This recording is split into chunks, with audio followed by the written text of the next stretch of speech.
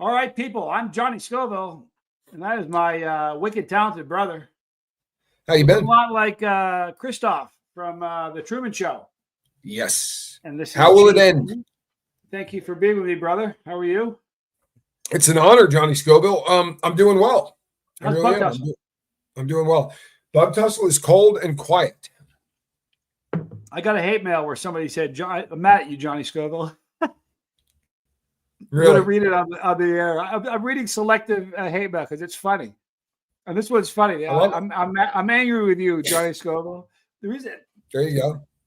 Anyhow, let's say hi to who's here. I like it. Yeah, Meredith. Thank you for being here. Laser Show. It sounds like WWE here. Dizzy Dragon, Jimmy Pickles. Bizzle, there's the dude. Toby Reveley.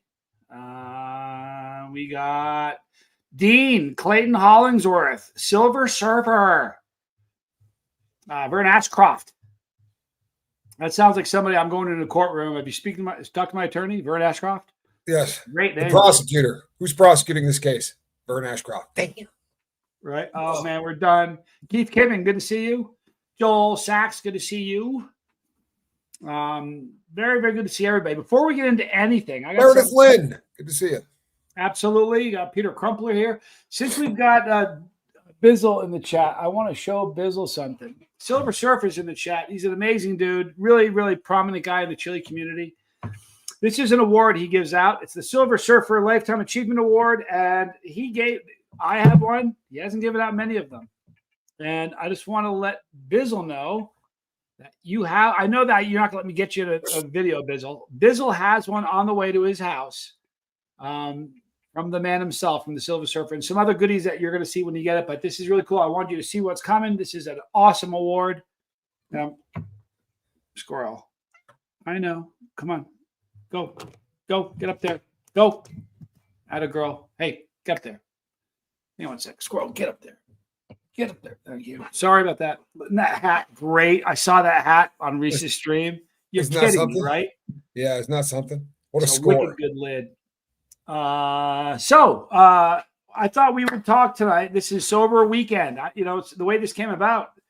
I sat you down. I was like, dude, I have a favor to ask. Do you mind if I do a Sober Sunday? You know what his answer was? I think you're an idiot if you don't. People need it. Yeah, right. It's a good thing. Hey, do me a favor. Everybody sitting in the chat right now, if you could do me a solid, I'd appreciate that. Squirrel, you're killing me. Like the stream if you don't mind. We'll get more people that potentially need help. Squirrel, not zipper. She's really on one, man. She's been squirrel. You know why? Because she can hear my voice. She's probably feeling a little bit salty that I'm in Bug Tussle hanging out with a bunch of other cats. Because I'm not going to lie to you, I'm hanging out with a bunch of other cats. Have you seen some of the video? I haven't posted it yet because some of it has to be edited, but you've seen some of it. They're great. Hi, Tad and Kit. Tad and Kit from Harvest 912 is here. Mr. Brock Bandy. It's a solid dude right there. Silver Surfer says, Bizzle, congratulations. You're 2025 Silver Surfer Lifetime Achievement Award recipient. Yeah, it's a very cool thing. He's a very solid guy here. And as a champion, we'll say, wow, but Surfer, I didn't do anything. That's amazing. The heck you didn't. Nonsense. You're a beacon of positivity. Listen, I've never heard you complain. Not once. And you have a laugh that you make me feel like a 15-year-old kid when I hear your laugh, dude. That's the truth. Shannon Trim, good to see you. Charlie Mullins. Thank you for being here. I believe it's Muffin. Charlie Muffins. I'm just saying. Jay says congratulations. All right. So I think one thing that would be good to talk about tonight, Dale Cox, good to see you. Make sure everybody's hitting that like button. One thing that shocked me, and you really helped me a lot with my sobriety, Tommy. Uh-huh. It's nothing like somebody in year 5 when you live with them. It really makes it easy because we talk about it. No question. But one thing that you really have done a lot to help me out is I always thought, keeping the faith, good to see you. Hello, Arwa, good to see you. I was always under the impression that when you slipping and falling back and doing your thing, relapsing. I always thought relapse, Tommy, was when you were doing whatever substance it was that you were actually trying to get away from. I thought it was using. I never thought that there was like steps of relapse, and you can identify them. Oh yeah. That was huge for me because there were times where I would so many times I was in relapse and didn't know it. I never used, but I was in relapse and didn't know it.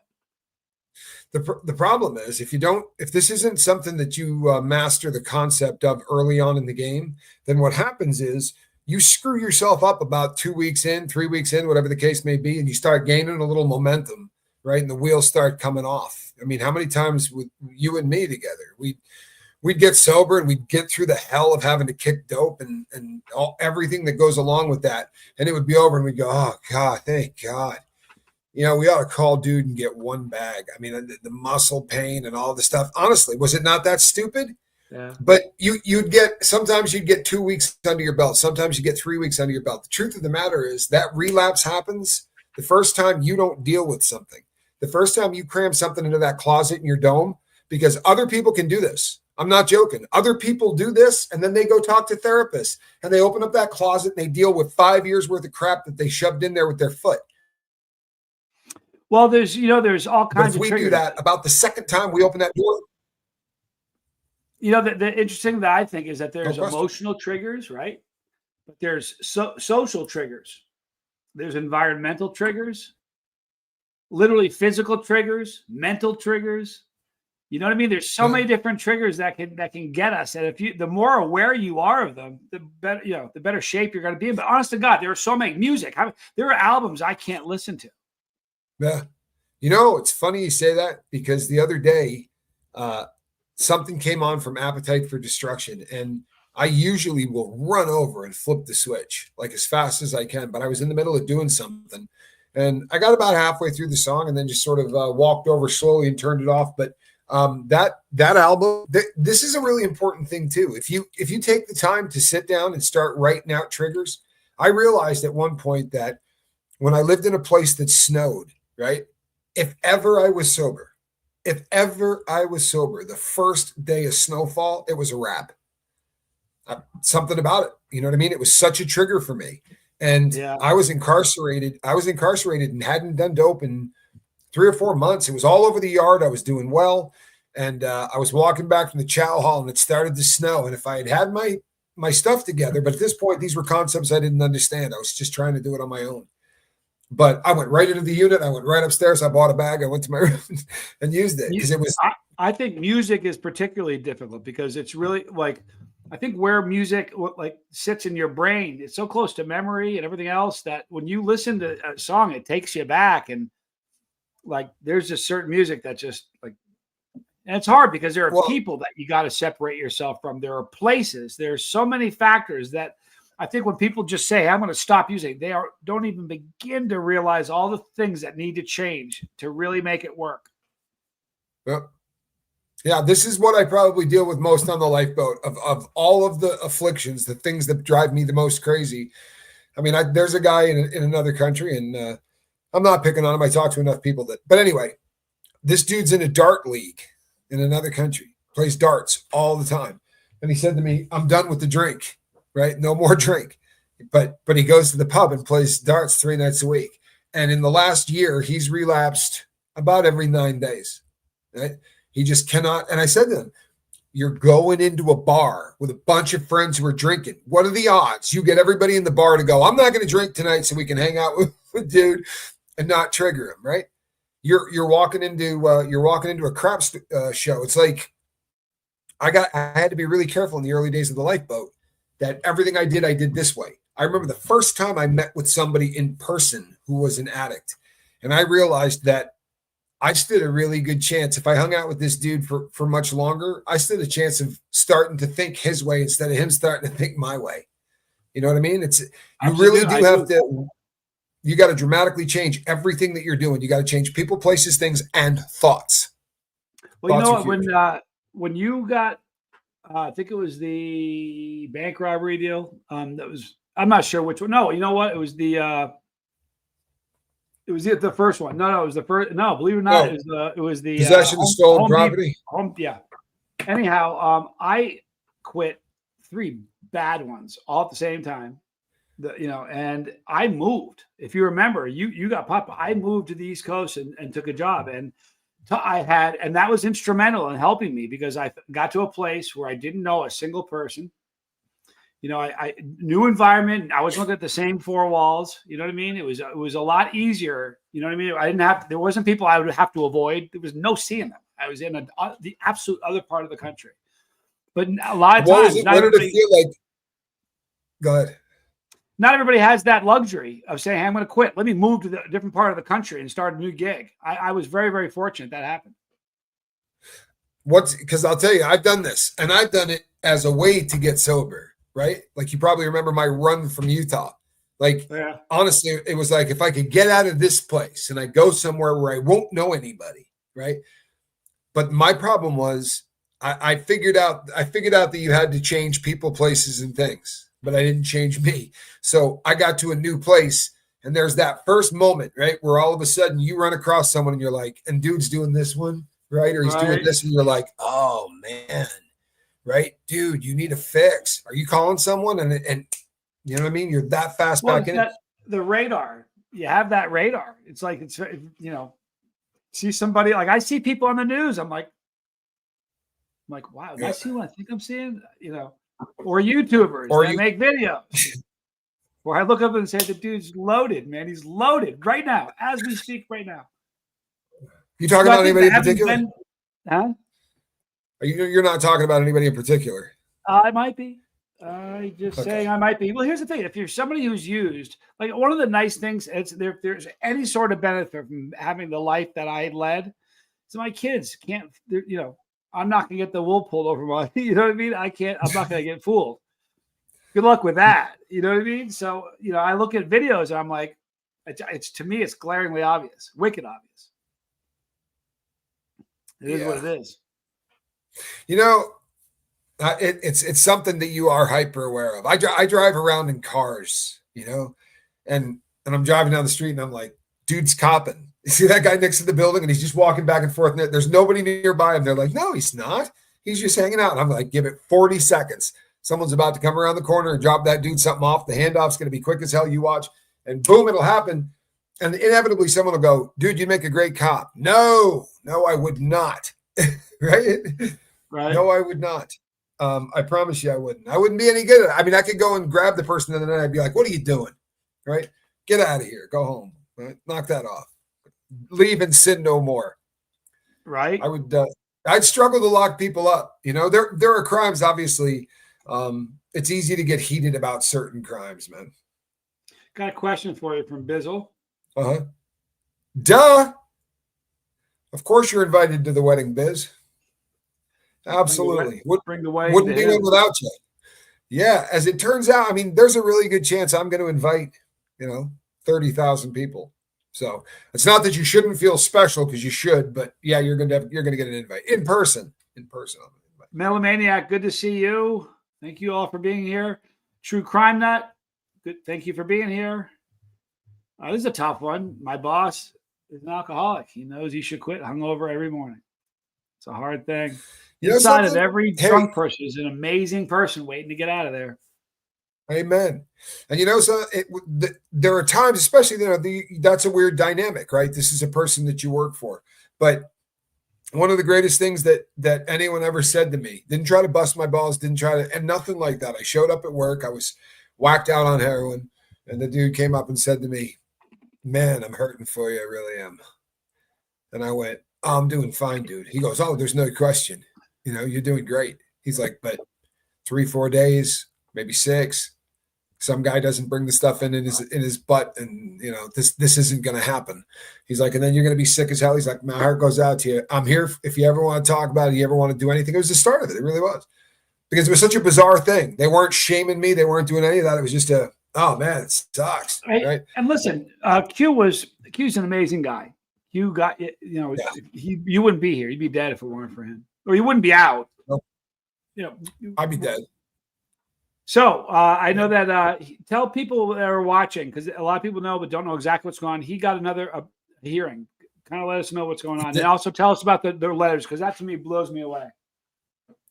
Yeah, he has a opportunity to get back in front of a judge, and it's really weird in the feds, because some of the time what you're arguing for is the ability to argue for something. Like right now, this thing with Jay-Z, you're seeing all of these headlines. I can say that because I'm on your channel. Bag. Baltimore, you know what I'm talking about. You know what I'm Well talking played. about. Yeah, That's I'm sorry. hilarious. That's awful. It really is. That's I'm awful. saying I'm on your channel. I actually feel bad now. I really do. I actually feel bad. It completely just cleared my mind of whatever we were talking about. No, he got another hearing. So Well, oh yeah. So here's what happens. The Voldemort guy just recently won an opportunity to argue to get this thrown out, but they actually wrote to the judge and filed a paper to say, hey, we'd like to have the opportunity for you to argue in front of you to throw this out. Is that cool with you? Well, that's kind of what we're doing. We're asking for the opportunity to go in front of a judge to say, this guy's done enough time. And, to the letter of the law, he was an adult when he did this. But if you look at this is a guy that I know a ton of people who have, the number of people that the lifeboat has helped to get onto that substance is incredible. And what it does, sorry, I didn't want, but Q's not going anywhere. This is actually a really important thing. That substance was designed for people who are addicted to opiates, right? It is it's a great antidote, right? Naltrexone is what you're going to find in Narcan. But when you give it to someone who suffers from alcohol abuse disorder, right? We used to call it alcoholism, but you got to add more syllables so it doesn't sound as nasty, right? Alcohol abuse disorder. So if you have alcohol abuse disorder and you take this, it's not like taking Antabuse, which is a substance that if you take and you consume alcohol, you get viciously ill, right? Horrible. You get flushed and hot and you throw up and it's awful, right? People will never do it, twice. This is a different concept. You can go out and get housed all you want and you will feel the effects of the alcohol just like you always do. The only difference is the reward center of your brain that sends down the feel-good chemicals, right? All of the, you're doing alcohol. Like as soon as the booze hits your lips, you instantly feel better. That's not going to happen while you take this. It steals your joy. It steals the joy, right? The alcohol still works, and the beautiful thing is this. I think it's great. Normal folk don't get that joy. Honestly, they don't get the joy until the alcohol starts kicking in. It's only those of us with a real serious addiction that, it hits your lips. It's so good, right? When it hits your lips. And you have that instant, we know it hasn't kicked in. It's just like me with a package, right? I'd go pick up. I'll be with Johnny, dying in the car. When he gets here, we're fixing here, dude. You got water, you got everything. You're like, I'm doing it right here. We're not driving. We're not doing a thing. I'm dying. And it gets there, and the dude puts the stuff in your hand, and you're like, feel better. I can make it home. It's only like 25 minutes. And you get in the car, and Johnny's freaking out. Dude, there's no way I'm going to. For real, you just hand it to him. That stuff hits the hand and your brain goes, everything gonna be all right. You see the balloons. It's sad but true. And it's such a statement on what goes on with the brain, right? Why is addiction such a to beat? And the reason is it has nothing to do with the chemicals. It's not that H is so fantastic. It's not. It's a painkiller. It's not really any different than any other painkiller. But for us, for people who have that affliction, your brain is doing the same thing that happened when the nurse came in and went like this with your baby. I'm not joking. You can look this up. I'm not making this up, right? This is what goes on. So now, just like Mother Nature imprinted that kid on you, right? Do something to my kid. Watch what I do to you. It's the same exact thing that happened, right? People badmouth your substance when you're addicted to it. You're like, I'll kill you, man. Right? Are you serious? How many times have you heard somebody whose substance of choice is the Go Fast, right?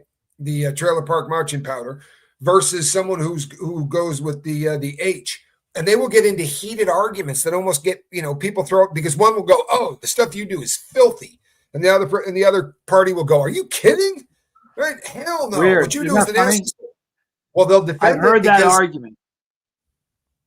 It's just like that same chemical cocktail. It's not just people go, you get endorphins. Yeah, you do. You also get oxytocin and you get all of these other things that you're giving this substance a hug. This substance just got imprinted on you. And it's your brain is now saying, no joke, I don't need a fix. I need this more than I need your love and affection. I need this more than I need this job. I need this more than I need a God, right? It takes over, and it's that malfunctioning reward center. If you're a normal cat, this is why you see college roommates. This is a story that is as old as time, right? Homeboys go to college together and they get faced every single day together. They play quarter shot, they do shots, they do beer funnels, and they do this for 4 years, right? And then they're like, hey, it's time to go get a job and start living a real life, right? You got to stop all the partying. And one does, and the other cannot. And 20 years later, right, that first dude is looking at retirement accounts and he's got a house in the, vacation home. And the other dude is still doing the exact same crap he was doing senior year in college. And it's a malfunctioning reward center. Once you start understanding that, right? That's a big part of it, though. Answer this for Silver Surfer. Why don't they make Narcan available at the local drugstore? Why can't regular folks have it on hand just in case like they do overseas? You can now. Their laws have been passed in almost all 50 states. I'm not sure where you live. But if you go to almost any pharmacy and tell them you want to buy Narcan, they will sell it to you. A lot of places will give it to you. If your state does not have a law that allows pharmacists to sell you Narcan, you can look up on the internet where the local needle exchange program is. You could walk into that building and say, I want 5, 10, 20, you could, whatever, doses of Narcan. They will give it to you. So even in states where it's not legal for the pharmacist to give it to you, you're never going to be in trouble if you're caught with it. And there are needle exchange programs and things. If you want it in any state, I promise you in the U.S., you can get it now. But you just have to sort of educate yourself a bit and play the game. But you can get it anywhere. Big problem now is that what's on the street doesn't give a rip about a single dose of Narcan. And what happens is people are getting a shot of Narcan. They're coming to. They immediately fight. They want to get out of there. They leave. And 20 minutes later, they're right back in it again. And that happens. Yep. And you think that's happening by accident? It's almost like drug dealing 101. If what you're selling is knocking off your customers, back off a little bit. Back you know what I mean? Yeah, just neck it in a little bit. Instead, they're putting the pedal to the floor and they're amping it up. And now they have stuff that's resistant to Narcan. Listen, that's not by accident. They're trying to take. How about the mix? Right? How about the mix? I mean, if all you're doing is fent, or you're doing one of these really heavy synthetic opioids like nitazines and nitazines, phytonitazines. Throw those words around just left and right, aren't you? Just throwing those words around. Yes, I am. Let them fly. Or fent, or any of these really heavy duty man-mades, right? The opiate, right, that comes from a poppy. People OD'd on that, but very rarely, honestly. As long as there was somebody else around, if you just slap the crap out of them and make them really uncomfortable for a half an hour, they're going to be okay. This other stuff is a different animal. The stuff that's on the street right now is so much more dangerous. And if that's not good enough, because it takes, in some cases, I've heard horror stories of like 11 doses of Narcan to bring somebody back.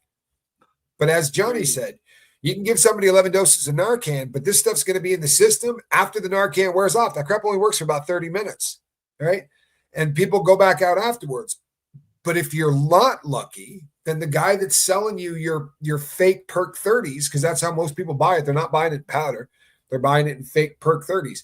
And a lot of them, more than half at least at this point, are also cut with xylazine.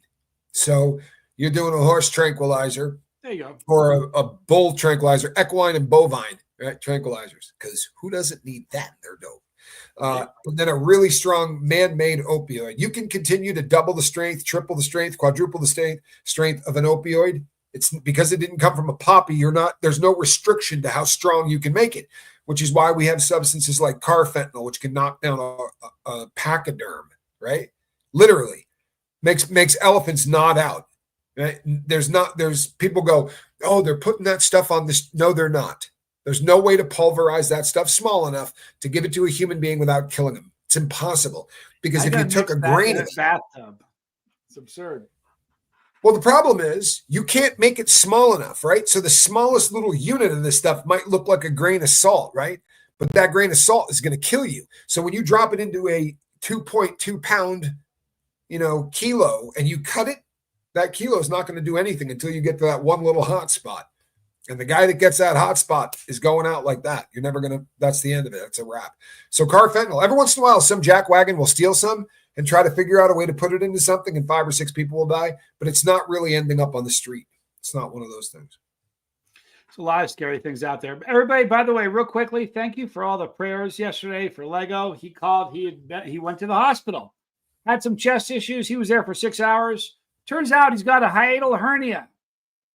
Oh, a hiatal hernia. Bummer. It manifested himself in a scary night. He thought his heart was attacking him, but he's in a better spot now. We're glad he's better. We're glad you're here, and thank you for all the love and support that everybody had. Appreciate that. You know something? That happened to a friend of mine. That's a brutal one. Do me a favor. I'm not trying to be a Buzz Killington here, right? But my argument is that every single person on planet Earth has been touched by this epidemic. Because right now, it's the number one cause of death in our country. Put a 2 in the chat if you somebody you know has lost a life because of this. Jeez. Because as of this moment, Johnny Scoville, I can honestly say that there's not been a week since the lifeboat started that I didn't get an email about somebody who said so-and-so just passed. And more often than not, it's rare that I don't get one a day. It's terrifying. It really is. Look at this. It's listen, and if you think about the number of people, not that it's a contest, but like, I don't know if there's anybody that you and I used to run with, anybody that's alive right now. Jack. That's it. It is. Well, and you know who else? Yeah, I do. His son. And you know why? Yeah. The little guy. Yep. The big, huge little guy. Gigantic little guy. This guy. Yeah. There's a guy. You know what? We can say his name. Lenny. I mean, just don't use his whole name. Little Lenny. Little Lenny's still alive because he's incarcerated. But his dad's dead. His uncles are dead. He's probably the only one alive still. Yeah. And so far. But I mean, what happens? This is one of those the stuff that's on the street. There's no safe supply, right, of anything. So last year we did a story on the boat about the people in Colorado, 5 of them, right? 5 at a party, and they bought an 8-ball of the Bolivian marching powder, the yayo, and they laid one out for everybody, put a line out, and everybody, snorted their stuff. And one person who obviously probably had a habit like you and me went over and sat down on the couch and nodded out. The rest of them didn't even get out of the kitchen. Like, they did a line and almost dropped where they were. That's everybody passed except the person on the couch. The girl on the couch lived, but there had been a baby, like a 2-year-old that had been abandoned in a room for about 5 hours. A horrific story. But these people thought they were doing something that was going to take them up. And the argument, everybody always goes, well, you would never put something like that into speed, or you wouldn't put it into blow because, it takes you in the opposite direction. They're not giving you blow anyway. I'm sorry to say it, but it's a rare thing these days. If you find that stuff in the United States, you may think I'm crazy, but it's so much easier for them to make a fake version of all of this stuff now. They have stuff that numbs you the whole 9 yards. They got every aspect of it down. So you would, it's difficult. Zelda says, Tommy, I was taking opioids for over 30 years for chronic pain, and they caused me way more pain. Thanks to you, I'm now on Suboxone, and I feel great. My pain is down a quarter. And since you're not there, how great is that? Nice. That's what I'm talking about. It's the official participation trophy of the lifeboat. That really is awesome. And you know something? It's so much truth to this for so many people. See, I was on pain medication for so long that when I went into treatment, and I mean treatment not for pain, but treatment for getting my life together. I remember Q saying to me, what injuries are you treating with the pain meds? Like, what's really hurting? And I started writing them down, and I was like, my knees, my shoulders, the Achilles tendon that I had so many surgeries on, that right ankle, the compound fracture, the wrist. Like, I'm writing all these out, and I'm not lying, right? Every one of these pains are as real as you can get. But after now, almost a decade off of pain medication, my back hurts me. I live with that. I have neck pain. The rest of everything else on that list, the only reason that it was causing me pain is because it wanted me to do more dope. And everywhere where you've ever had an injury, that little evil thing inside your brain that wants you to use goes like this and needles all of those spots. But once you actually can get away from it for a while, the real pain is going to stick around. And when I say real pain, psychosomatic pain hurts exactly like real pain. You There's bet. the only difference between psychosomatic pain and real pain, if you took two thumbs and you put them on a table and you smacked one of them as hard as you could with a hammer, right? And on the other one, you just stimulated the brain in the right spot with chemicals to have the exact same chemical reaction happen, you would feel the same pain. In one, there would be no mechanism of a hammer smacking your thumb, right? So on the one that didn't get hit with a hammer, that would be psychosomatic pain, and that is what's happening. You're having the same chemical reaction going on in the brain. So when people go, well, that pain's not real. Well, that pain will make you believe it's real. I'll tell you what, man, I've had days of that stuff, and it's as real as you want to be. Absolutely. There's just no mechanism.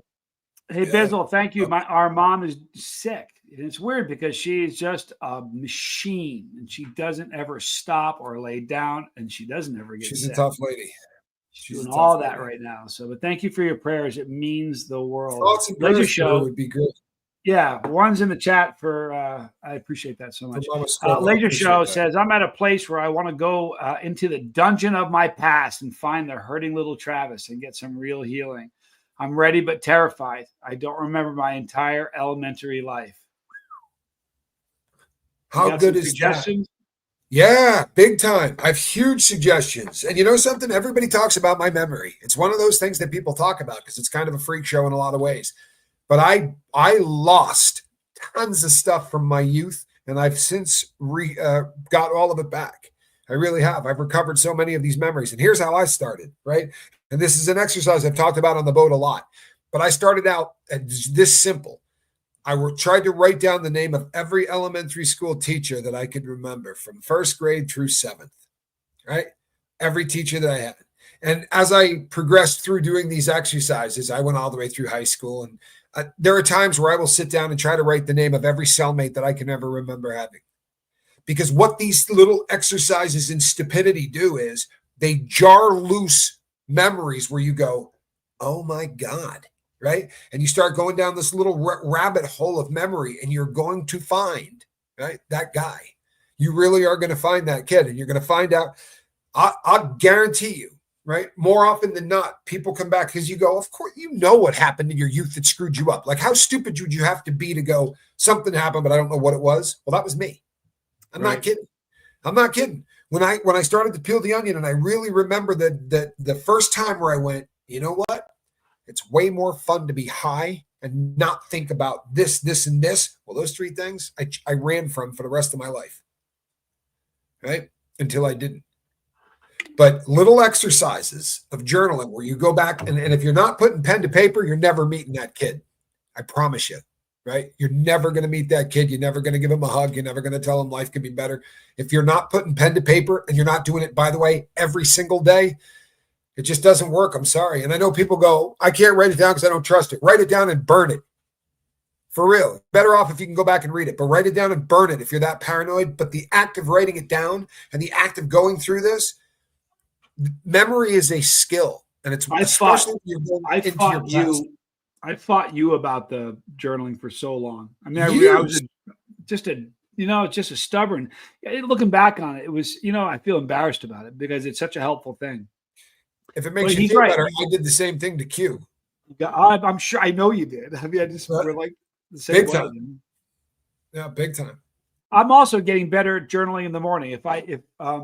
Sometimes there are times where I'm in a mode where I'm remembering dreams. I can tell I'm dreaming a lot. If I'm not dreaming, I just stare at the paper in the morning and go, hamina. But if I'm dreaming, I'm having, it's helpful. If ever I'm struggling in the morning to just do an info dump, right? Like if I put my pen to paper and nothing comes to mind at all, I'll start making a list of what I need to do first thing in the morning. And inevitably, as I'm tripping across, I told Quibs I was going to do whatever, and I'm writing something down and it goes boom. And something from last night goes, oh man. And it may not be a dream. It might be a thought, right? But it's a thought that enters the brain that you start to write down because that thought's not hanging out in there for no friggin' apparent reason, right? It's part of the night shift and the stuff that they didn't put up. So just write it down. And the process of having the ink, the pen to the piece of paper makes the connection where it flows out of you. I think I believe in that. Well, and the most important part of this is part that I think most people miss, right? Because people will say, I do this talking. That helps. I promise you it does. Group therapy and things like that are big. But when you grab a pen and you begin to write, there's a whole different part of your brain that you had to engage, right? There's a little dude inside pulling switches to make this part of your brain go, right? And you're kicking on the higher functioning stuff to be able to do that. And when the higher functioning mind is working at the same time as the rest of your brain, you're forcing yourself to engage parts of your brain at the same time that if you're not journaling, you're never going to engage them both at the same time. What do you think of Noah's question? No, typing will work. Yeah, no, typing will work. Absolutely, typing will work. What the reason that journaling, and this is an opinion, go ahead and disagree vehemently if you'd like. But in my opinion, the reason that this is important is we're now having to force ourselves to think about language, right? So instead of just sitting and having thoughts or whatever, we now have to take those thoughts and put them into language. Your emotions and your higher function don't work well at the same time. So when you start to engage the typing, or you start to engage the writing or even speaking, because going from thought to actually articulating, I think it's best using the hand or the typing, because now all of these different parts of your brain are engaging at the same time. And very often we get trapped in these cycles that are all about emotion. And as addicts, we need the higher function kicking in. We really do. And even if it's non-addicts, but if you're trying to better yourself, you want your higher functioning working more than not. It's so easy to just get in ruts where your emotions rule you and you're like, screw it, I'm not doing this. F it, I'm not doing that. Right? How important do you think? Because to me, I journaled for a long time before I ever actually stopped and went back and read what I had written. And to me, that seals the deal. That's the ending. That's the coup de grace. I think if you don't go back and read what you've written, I think one would think that just the process of putting pen to paper, you would comprehend what it is you're writing and you'd learn the lesson. But it wasn't until I went back and read it all where I went, how many times am I going to write that, you idiot, before you do something? Like the 7th day in a row where I said something, and I'm like, okay, it's time. You know what I mean? And it was, to me, going back, it was missing the deal. If you don't do that, you're missing the most important part, I think. It's huge. Going back and reading your journals are awesome. And when it's really important is, like, I'm having a conversation with someone, and like I remember very specifically one with Q, and we were having a conversation, and he said, I said something about being a bad dude or whatever, and he's like, "You're not a bad dude, you're an a-hole." And I was like, "Wow." I'm like, "That's not very nice." I'm like, "Why would you say that?" And he goes, "Because for the last 3 or 4 weeks, you've just been a jerk." And I went back like 3 or 4 weeks, and I started to read it, and there was like a line. Yeah, I complained about something, and then you could watch my speech pattern. Everything I was writing just took a turn, and it just started to go dark. And here's the thing: am I being a jerk? No, I'm relapsing. Right? I'm relapsing. I haven't stuck a needle in my arm. I haven't bought any dope, but I'm relapsing. I'm right in the middle of it.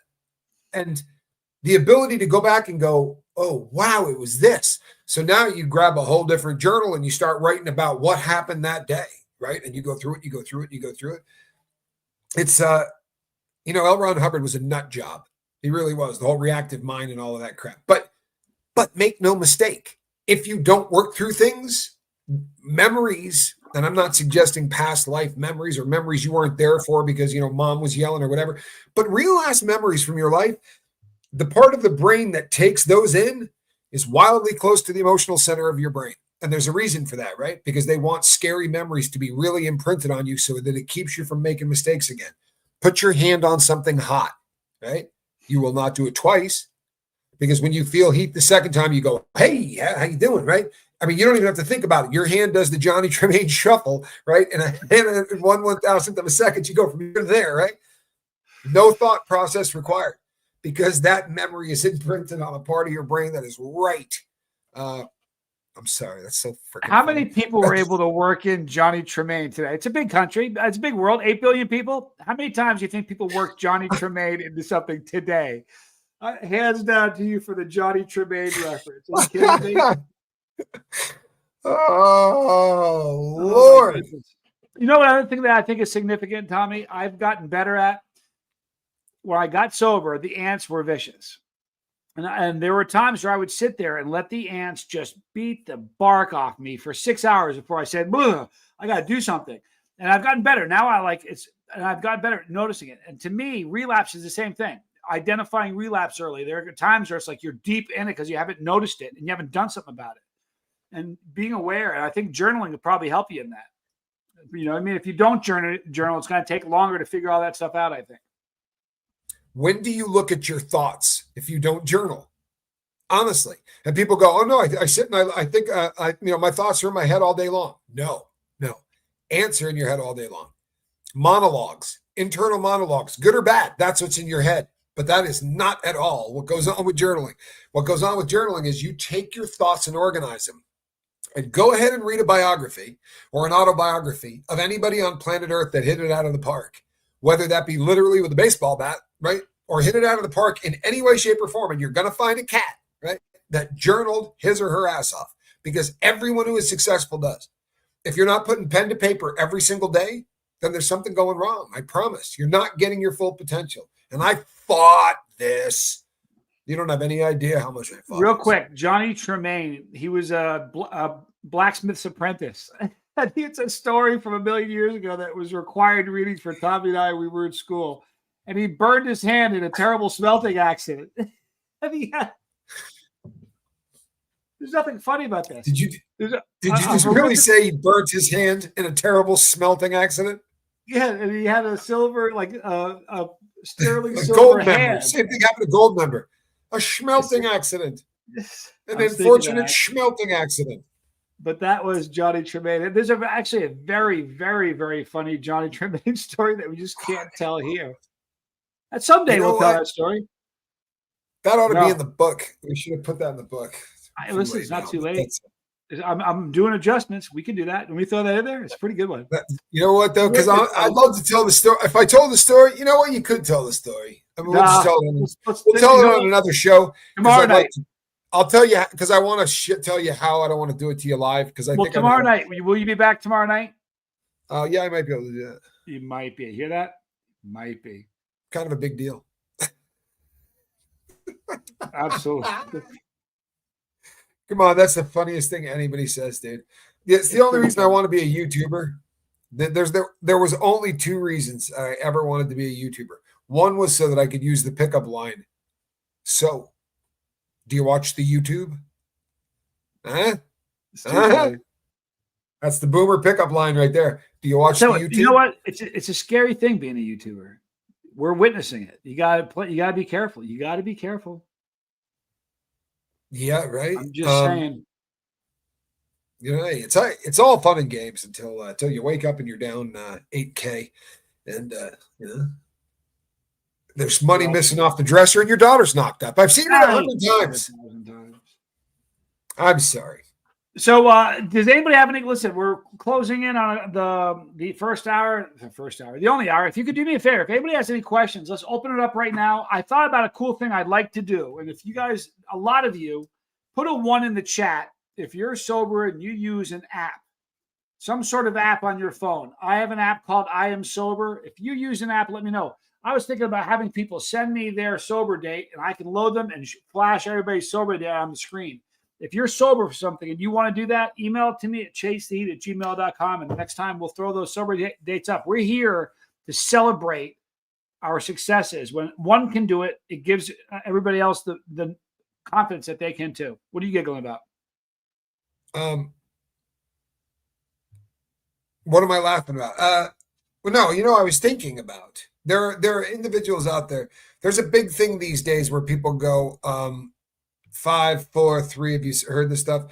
If you're trying to get out of your own dome, you pick 5 things that you can see and you kind of go down the senses. And it's what you do to try to, it's the same kind of thing that we talk about on the boat where I say, get your butt out of the room that you're in, try to look at 4 different walls. But there are so many other ways that you can do it. And to do the design where you start to put together what you do in those moments, right?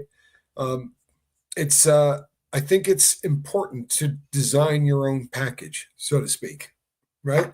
I never found that one size fit all for anything. Boy, how about it?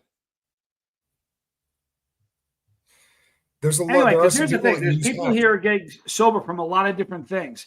The wonderful thing is the roadmap to sobriety is the same, regardless of what your problem is. what you're addicted to. Am I right in that in saying that, Tommy? Yeah. I mean, here's the crazy thing is this. I mean, what you have to do is going to be the same for everybody. How you do it is never the same for anybody. But Right. you can church it up any way you want. You have two options, right? One option is harm reduction. And for some people, this is something that works, right? There are people that really, really struggle to quit over long periods of time. I got a guy on the boat that was doing blow, right? And he said he had about 1.5 grams, 2 gram a day habit, which by blow standards is not really incredibly dangerous, but it's a habit, and it's expensive, and it's constant, and he did it for a very long time. And he smokes weed these days. It was something that he did as a way to get off. And a lot of people in a lot of other communities will say to him, well, you traded one drug for another. And my response was, good trade.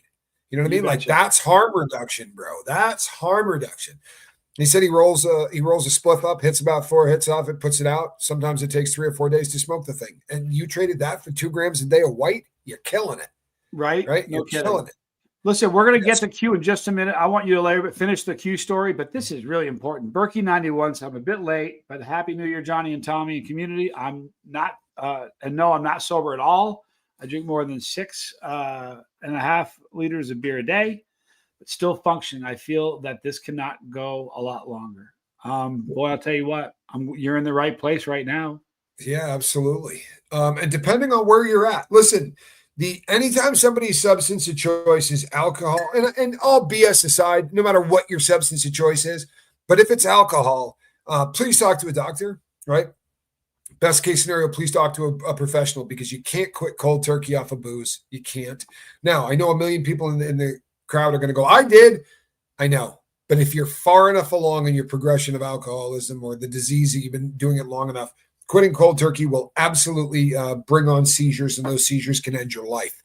Same with benzos. So I always try to encourage anyone to talk to a doctor. That's wickedly common in jail. People dying from alcohol withdrawal. Is that correct? Second leading cause of death in jails is acute alcohol withdrawal.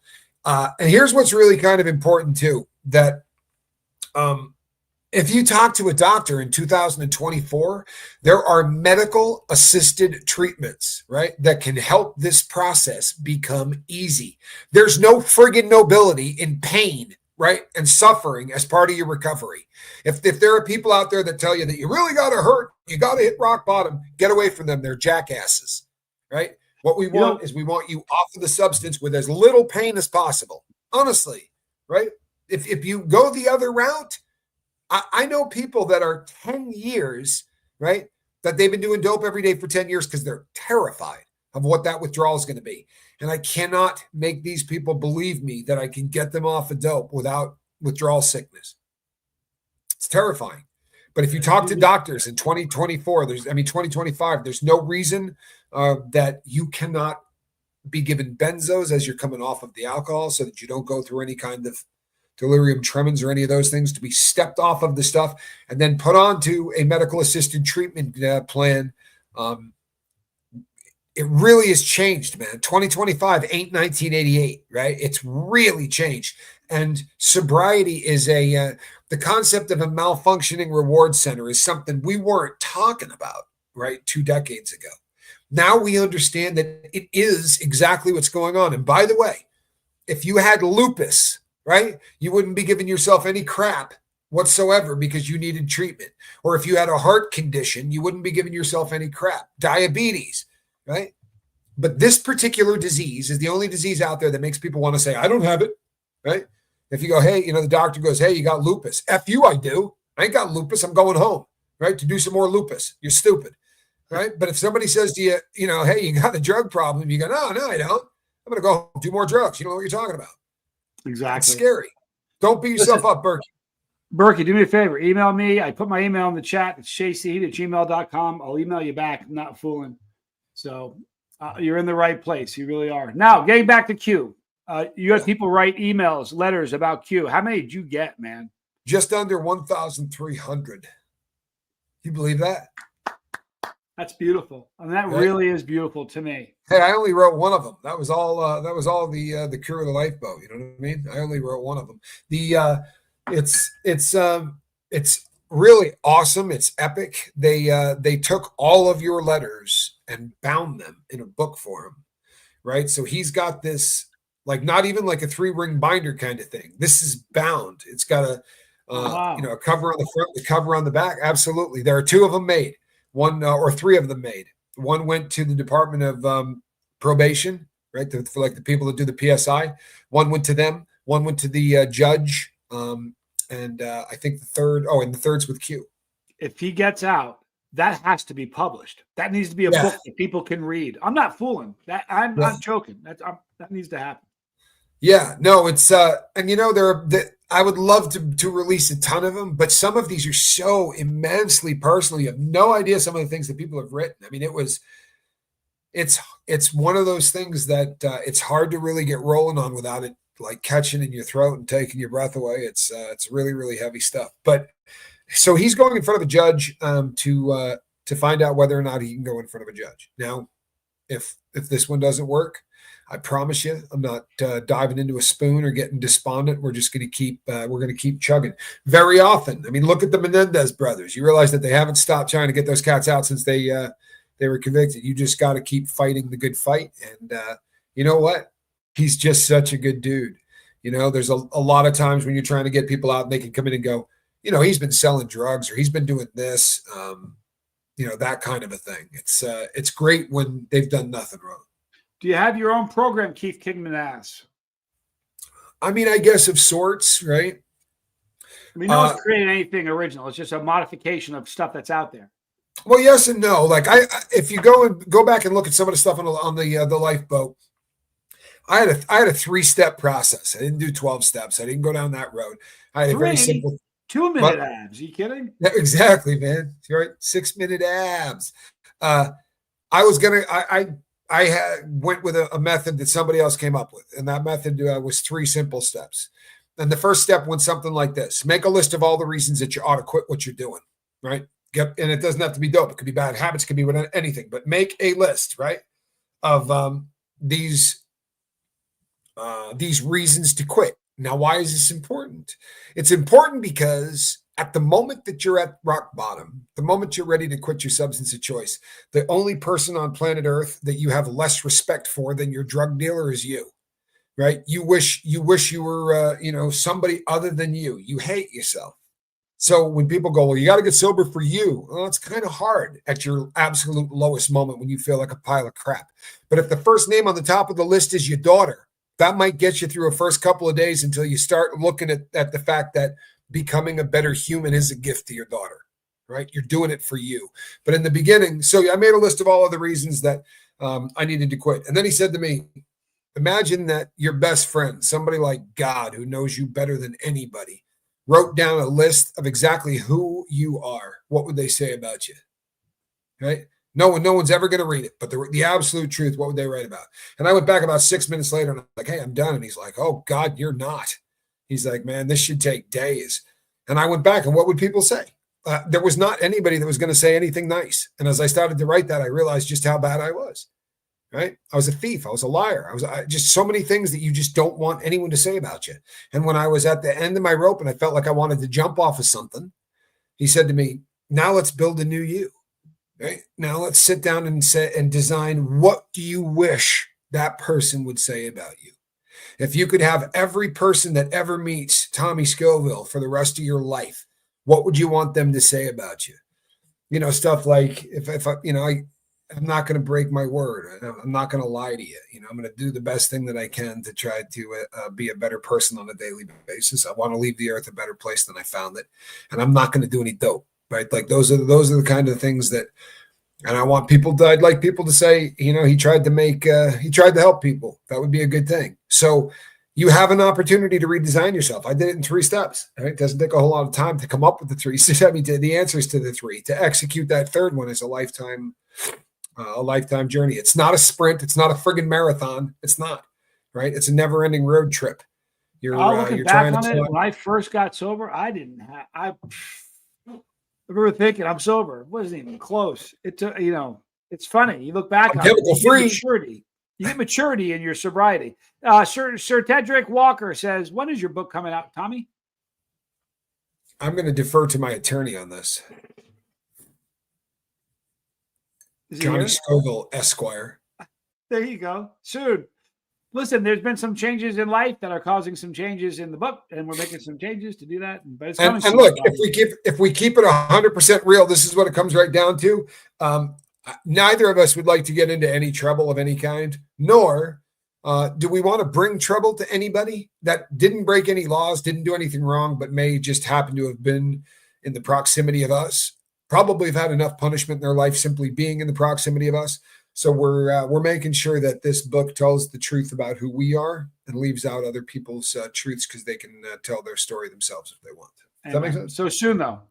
Listen, Blessed to Crochet says, I was planning to get my letter done this weekend. Can I still write one for Q? Can we still write one? You know what? They are sealed up. However, if you write one and send it over, I will still get it over so that he can see it. On the bright side, if you go, oh no, I feel guilty. Once we got past about 300, what my attorney said was she called everybody. His attorney, she said, I called everybody that I've ever worked with and said, have you ever had a ridiculous number of letters to bring to a judge? And someone actually said, yeah, man, I once had 300. So we beat that, right? We kicked the hell out of that. This is this thick, man. It looks like an encyclopedia. It's there's a lot there to prove that this guy, no lie, has done an awful lot to change the world from his spot being incarcerated. Imagine what he could do if he was on the street walking around, right? It would. I think the earth would be a better place. And if I didn't believe that, I wouldn't be doing what I'm doing. I promise you. But I think the earth would be a much better place if Q was free. I do too. Like, we're not protecting anybody, keeping him in there. No, we're not. Everybody, I appreciate you all being here. It's important to me. Kristen Linden wants to know what's an encyclopedia. Is that like a book or something? Funny with the youngsters, right?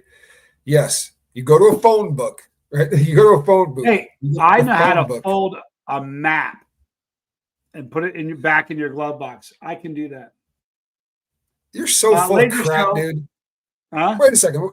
When have you ever successfully folded a map? Every time there has ever been a map, it ended with you shoving the thing into something with your foot and cursing. Who the hell ever made these things? Why do they fold the way they do? Dude, what do you mean you could fold a map? You're famous for not being able to fold a map. I thought it would sound good. Laser Show says some of the most unbreakable people come from prison. Yeah, there's a lot of truth to that. And a lot of people it's not a shocker, honestly. The people say to me all the time, it's amazing how great the people that come out of prison do. They really are killing it, and they're not, right? 80% are crashing and burning and going straight back. You're very fortunate in that the people that we watch on YouTube who are ex-convicts have got their life together. They wouldn't have a YouTube channel. I mean, I'm not being funny, but just to maintain a driver's license and do all of the things that they stack the deck against a convict to do, if he's able to actually or she's able to actually sit down and film and do stuff like that, chances are they're not heading for a relapse and a trip back to prison.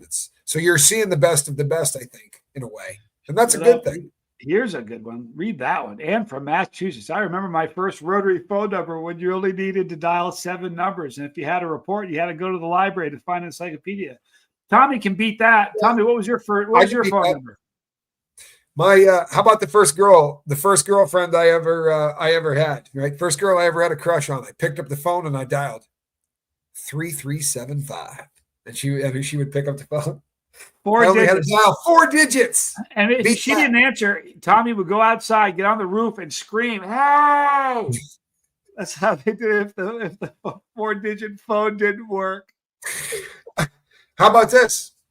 On the 4th of July weekend, we could get on the phone in my mom's room, like put our hands over, and listen to the neighbor talking to people about whatever was going on in their life because we had a party line. Oh, my God. Beat that. Hey, Barbara, wait. My son's been on the straight and narrow for almost 8 years. I pray every day he perseveres. Me too. I hope he does too. Congrats on 8 years. Barbara, wait. If he's at 8 years, that's a great sign. I'll be honest. I'm seeing in my experience on the lifeboat now, I'm seeing that there seems to be like a 5-year mark that's epic. Like the people that get by that 5-year mark usually are the downhill run begins. That's awesome. 8 years is epic. It's a big deal. It's a big deal. Guys, we're going to be tomorrow night. Tommy, can I get you to I'm going to do what you did to Reese. I'm going to ask you in front of everybody so you can't say no. Will you join me tomorrow night? Same bad time, same bad station. Yeah, I will. I'm just kidding. I'll be there. I know that stunt. You can't pull the old my mic went out on me stunt. You think I'm going to fall for that? Fall for the old banana in the tailpipe. Hey, I love you guys. Thank you for being here. Stay strong. We'll see you guys tomorrow night. Thank you for the prayers for Mama Scoville. She's still sick, so please keep her in your prayers. Also, keep praying for Lego for his hiatal hernia. Love you, Tommy. I love you, Johnny. See you guys later.